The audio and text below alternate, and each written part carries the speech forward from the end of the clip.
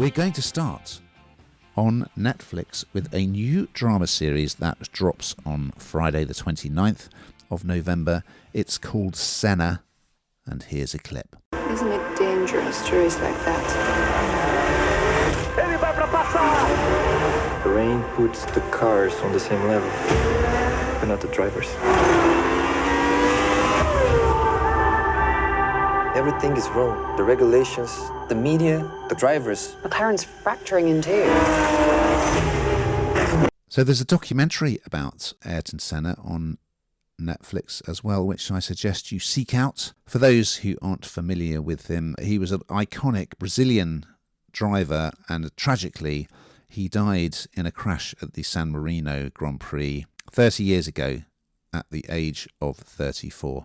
This is looking back over his life and career. He was an incredibly gifted driver, really fast, brilliant in the wet, very competitive. He could really push the car right to its limits, and he really understood how the cars worked. He won 3 world championships. He had a great rivalry with Alain Prost, the French driver, which you'll see. So this takes you right back to his early days of karting and his upbringing in Brazil. He is played by Brazilian actor Gabriel Leone, who really inhabits him in the role. He looks a little bit like Senna. He's very, very convincing. But yes, so you see him go-karting and practicing over and over again in the rain, which is something that's going to pay dividends. And they work it quite cleverly. So often the race footage from all his Formula racing and his Formula One racing, it's brilliantly realised. So they kind of mix genuine footage with CGI, and then also cuts to him, apparently sitting in the moving car. It works incredibly well. We see him come to Britain, to rainy Britain, to get a drive because of family promises that he made after winning a championship. I think it's a Formula 2 championship. He announces his retirement and he goes back to Brazil. But he cannot give up his dream. So he comes back to the UK, and you see that he drives for several different teams. He starts with a relatively unknown team, and then he goes to Lotus, and he ends up at McLaren and subsequently Williams. Other people you will see include Stephen McIntosh as Frank Williams. You will see Kaya Scodelario from The Gentleman as a motor racing correspondent.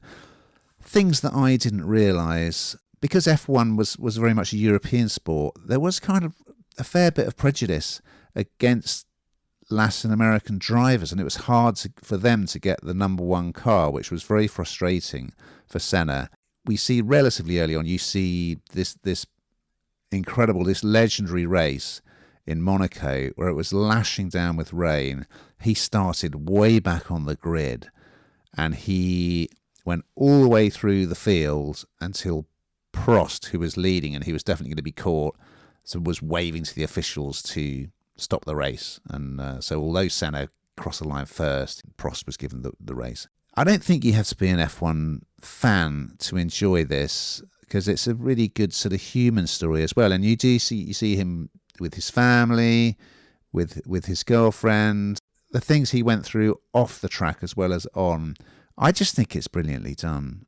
I loved it, and I certainly learned a lot more about Senna. I think millions of people went to his funeral in Brazil. He was such a national icon. So, yeah, recommended, and also check out that documentary as well, because that's a good watch. What did you think, Hannah? Are you an F1 petrol head?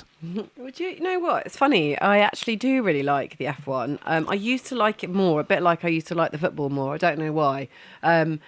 Perhaps it just became, I used to be able to name all the drivers and, used to which team you preferred and what have you.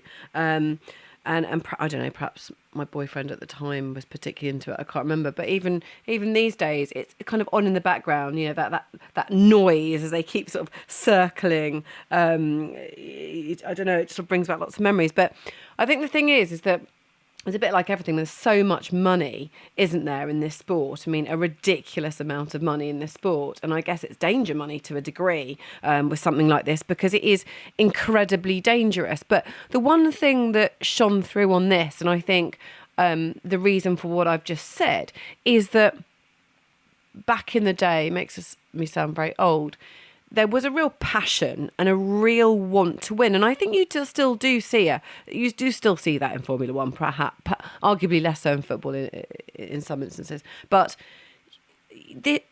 Senna was somebody who was so driven, and no pun intended there really, but just absolutely wanted to win. And you used to really find that, and they were so loyal to the team that they were with. And, it wasn't all, would have been a lot about the money, but I don't know, it just felt different. And there seems to be a massive shift, I think, in sport generally, and it's all around cash, of course it is. And they kind of move from one team to another. But this was sort of the glory days, wasn't it? It was the heyday, if you like, of this sport. And I mean, for me, something like this really brings to life. Very often they did start go-karting, didn't they? And karting, that's what they did. And then they rise up through the ranks.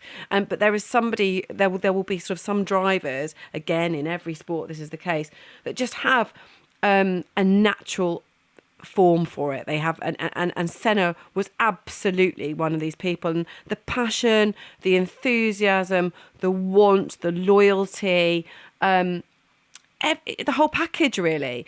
And it just doesn't feel like we quite have that anymore. So actually, this for me, is absolutely brilliant. And I remember going to Monaco and actually once I went to Monaco and I saw the Grand Prix. It's quite a sight for sore eyes, quite amazing. So this sport, I don't think you need to love this sport to watch it. I think it does have a air of nostalgia about it, not just because it's somebody sort of from that time, but because the sport was in its heyday, and I'd like to harness that a bit more, if that makes sense.